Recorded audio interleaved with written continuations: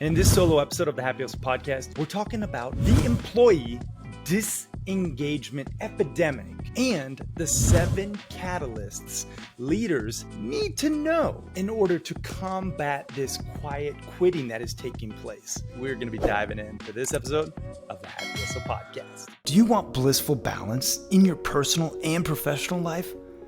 Great. What's up, guys? My name is Cary and I want to help you happy hustle a life you love, one full of passion, purpose, and positive impact. I'm a lifestyle entrepreneur, a professional model / actor, a digital marketing specialist, a podcast host, author, a biohacker, an eco-warrior, a martial artist, a hippie cowboy, and a humanitarian. My goal is to educate, inspire, and entertain you to live a life of passion, purpose, and positive impact. It is time to happy hustle your dream reality. Yee! What is up, you beautiful happy hustlers out there? Cary here, lifestyle entrepreneur and author and founder of the Happy Hustle, where we help you put the happy in your everyday hustle. And I have to tell you, there is an employee disengagement epidemic taking place right now. And I have the 7 catalysts that leaders must know in order to combat this quiet quitting. Now, this is some crazy statistics that I want to share with you. These are straight from the 2022 Gallup State of the Global Workplace study, where they polled 98% of the world's workforce all around the world. They asked them these questions. This is one of the largest studies ever done on employee engagement and happiness, and they do it every single year. And it's preposterous what these findings reveal. And some of you might actually resonate if you are an employee or if you're a leader. This is something you have to be aware of. Now, I want to tell you, according to the world's workers, Gallup finds 60% of people are emotionally detached at work and 19% are miserable. Okay, that is crazy. Now, I'll tell you, there's a lot of people who are living for the weekend. They're watching the clock tick. They're just working for the paycheck. You know, these are some of the mantras of the global workers. Now, only 21% of employees are actually engaged at work. So that means one employee out of 5 are actually engaged at work, according to this study. And you think about it, like your team right now, if you have 5 employees, only one of them is really engaged, like really stoked to be there, on board with your mission, really showing up and giving it their all. And I mean, I think about it for my own team. I'm like, I know which employees, potentially are disengaged, and I know which ones are actually engaged. And I want you to think about it for your team.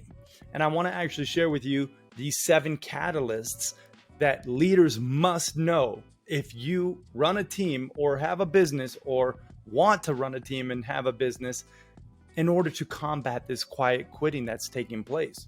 People will show up, they'll clock in, but they're not really there. They're not present. They're not fully engaged with what they do, which is costing you and your company money. That's at the core of this. This disengagement costs you money. It's said that it costs the U.S. workplace alone over $4 billion. That's with the B, $4 billion every single year. My mind just is blown. My heart hurts for all the disengaged employees out there who show up and are unfulfilled and unhappy. That's why I even have a business called The Happy Hustle, to really help people put the happy in their hustle and do so in a systematic, strategic way. However, it's important for me to just mention, this research is very telling of like the global pulse of what is actually taking place. There is some well-being factors that I want to reference before we get into the 7 catalysts.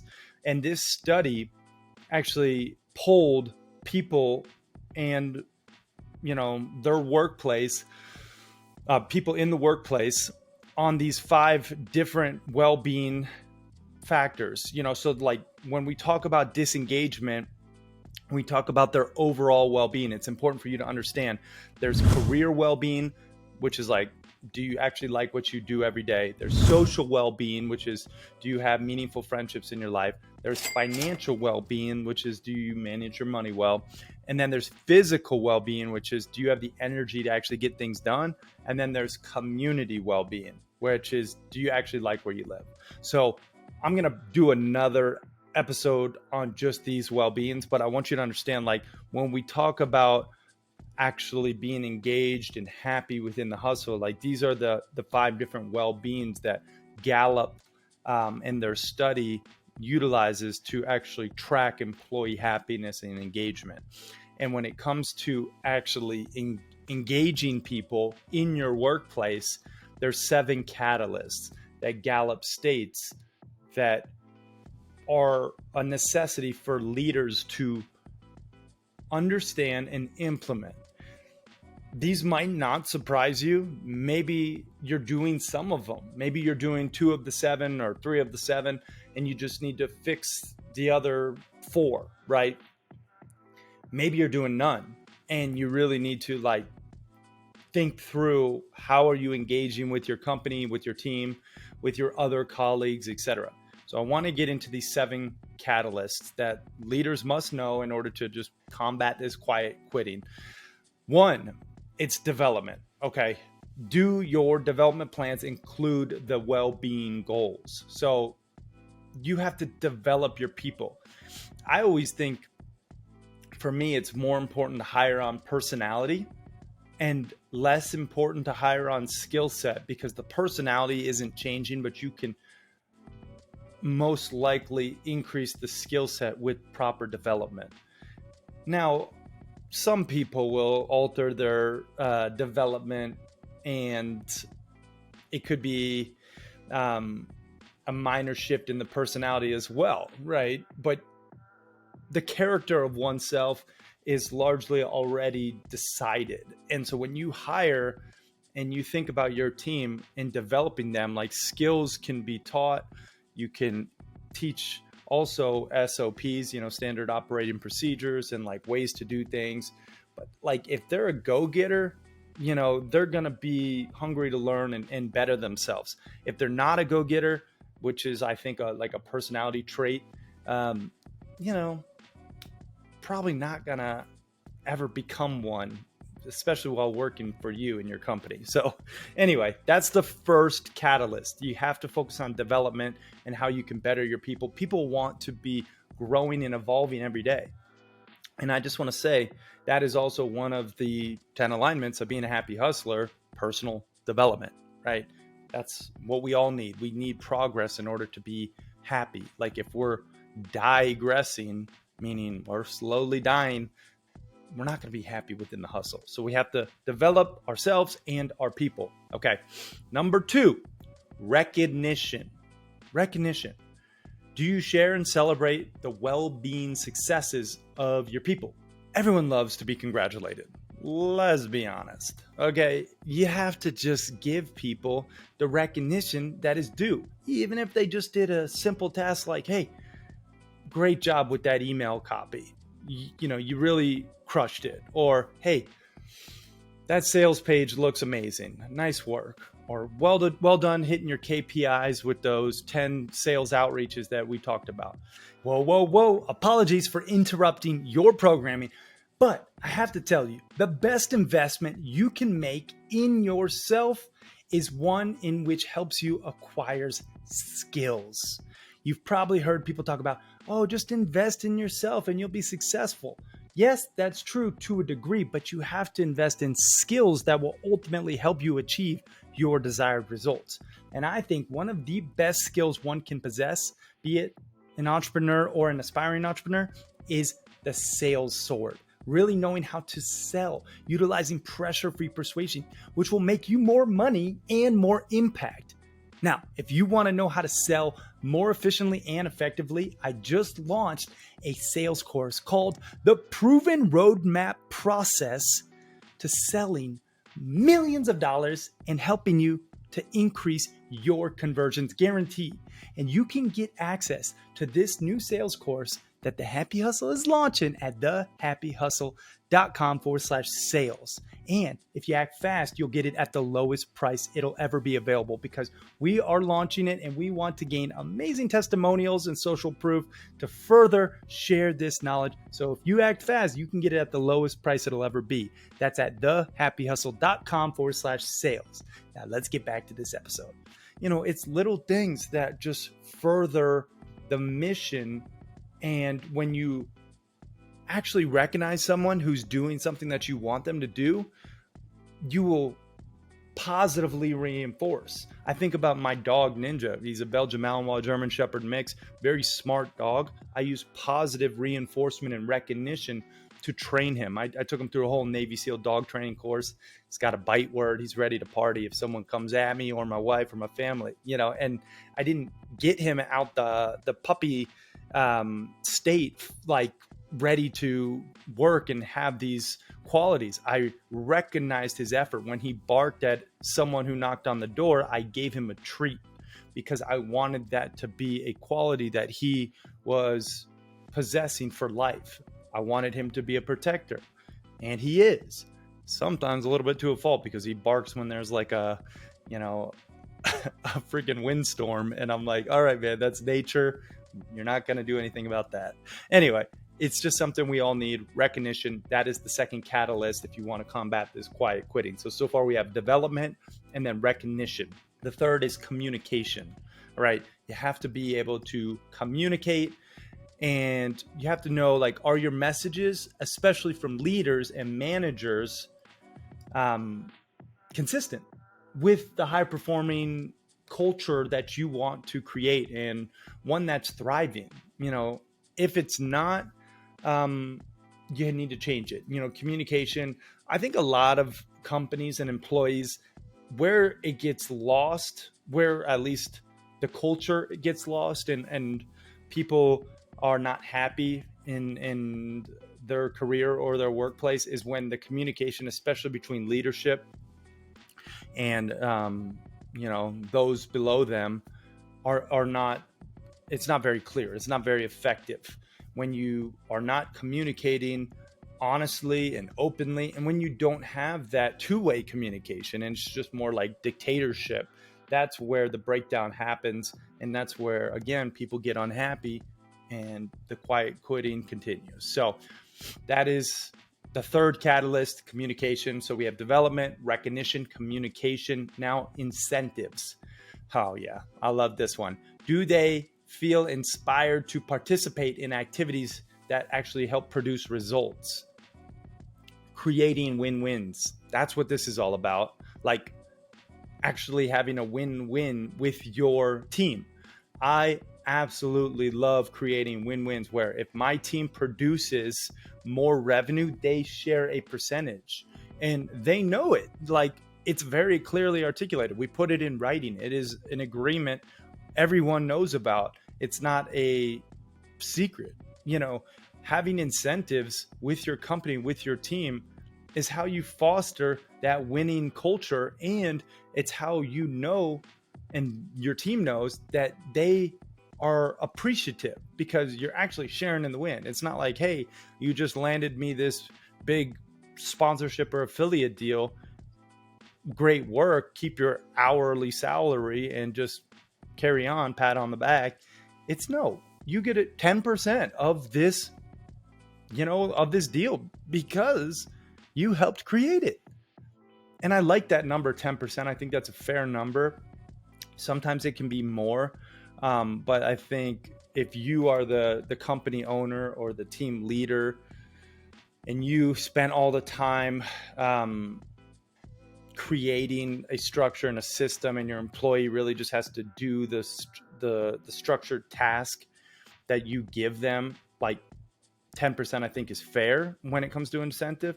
If your employee like took initiative and they get their own leads, I think 20% is more fair. That's a number that we use and that I've used in the past, and that I know a lot of my entrepreneur friends use with their businesses. 20% if it's self-generated leads, 10% if it's, inbound or whatever, a lead that was acquired from the system. Maybe you could even do up to 50% rev share on like an affiliate deal. If you have an affiliate deal and you have an affiliate who's going to promote your stuff, you might say, hey, if you send my offer to your list, I'll give you 50% of everything you sell, because it's your people. You spent the time acquiring that list. So it's these things that give the incentive. And again, I know I'm giving you multiple examples across different industries, but I would just say having incentives in any capacity is very important. So we got development, recognition, communication, incentives. Now, events. Do you have events that actually, again, net a thriving culture and help change behaviors and also foster that community? Events for me are tough with my business because I run an online business, multiple, and it's like I'm not meeting my people in person regularly. I've had a couple of them visit, but I'm going, like a lot of my team is in the Philippines, and I'm going to the Philippines to throw a party with them and their family. Like that's an event I'm looking forward to. But for you have to think about, like, if you have a team in an office space, you could easily do a once a month, taco night, or a once a quarter annual family barbecue, or whatever, or I guess quarterly barbecue. You could do an annual trip to Mexico, right? Like there's all these things that you could do. And yes, it costs you money as a leader, as a company, but it also will create that community and that thriving culture, which will produce more results.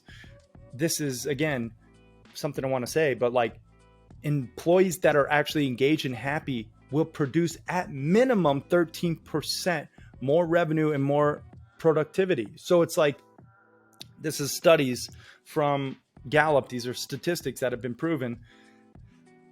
For you have to just weigh the cost analysis. Like, would you rather have employees that are half-assing it, or would you rather have people who are actually dedicated and wanting to be there and look forward to the things that you do as a company, and actually are translating that positive energy to your end customers and to your clients? That's a no-brainer for me. So that is another one of the catalyst events. So we got development, recognition, communication, incentives, events, and then rules and guidelines. Do your people know, what actually is allowed and not allowed, and what are the guidelines, and how do you foster those in a positive way that also help promote the 5 elements of that well-being, right?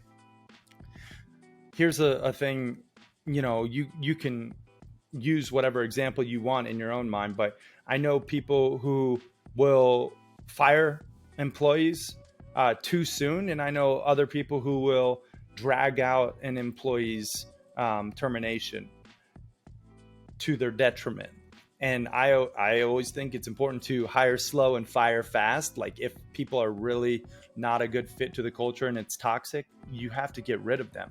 But also, if you don't have clear rules and guidelines and you just are winging it, like, your employee who's toxic might not even know they're toxic because there's no rules in place. I mean, sometimes toxic energy is just, it is what it is. Like, that's a personality trait. It's not really a performance issue. So for you have to think about your team and what rules and guidelines you have in place that help promote that culture. Okay. So that's it on there. The 7th catalyst. So we have development, recognition, communications, incentives, rules and guidelines, and then facilities, 7th catalyst. Like, do you make it easy for your team to win in your office space, outdoors, in their own office space, maybe in their home office? Do you make it easy for them to collaborate with the different tech tools that you're using, with the different platforms, with the integrations? Like your facilities. I think about it like, as an online business, how hard is it to use some of the tools you're using? Like, I use Asana, I'll use Slack. We have our WhatsApp chat for more immediate stuff. Like, is it convenient and easy for my team to use? I think so. Maybe for you in your office, like in a physical format, it might look different. Again, this is something you have to think about if you want to have employees who are engaged and who are happy and who are producing at the highest level. The facilities that you create in your company, it matters. All right. It matters. All this stuff matters. So these are the 7 catalysts that leaders must know in order to combat the quiet quitting that's taking place, this employee disengagement epidemic. And I really hope that you take these catalysts and actually like rethink them for your own business and how do you go about it, so that you create a culture of people who want to be working for you or working with you and helping spread your message and your mission so that you can positively impact more lives and so that you can happy hustle your dream reality. If you're surrounded by people who don't want to be there on your team, well, chances are you're not happy hustling and your team's definitely not happy hustling, and it's probably going to hurt business because then your end customers aren't going to be happy hustling. It matters. All this stuff matters. I'm really passionate about it. And this Gallup State of the Global Workplace study is very interesting to me.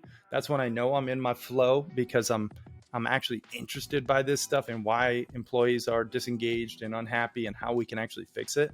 And that's why I want to share this information with you. And if you want to, go deeper on this stuff, I'm actually actively helping companies employ these strategies and also the 10 alignments of being a happy hustler into their actual company. So you can actually go to thehappyhustle.com and then just click the tab company happiness. You can see how we actually will help you increase your employee engagement systematically, and thus your productivity and ultimately your ROI, right, on each employee. This is something I'm very passionate about, something that we're actually able to help with. And again, it's a shameless plug, but I know it comes from a good place. I want your people or your company to be happy, or your employees to win and be more engaged. So if you want, you can go to thehappyhustle.com and then click on that company happiness tab. And then we'll actually hop on a call, and me or someone from my team can actually give you some free training on this. And we have a whole protocol on how to actually take this and put it into your company so that you can increase your employee engagement and decrease that quiet quitting. All right. So I hope this was valuable. Please share this with somebody who needs help and, wants to basically have their employees be more engaged and more happy. And I mean, that's how we spread this message with more people. And also that is how we just help the world put the happy in their hustle. So please, if you're watching on YouTube, like and subscribe. If you're just listening on audio, I love ya. I appreciate you guys so much. I am out. Peace and love.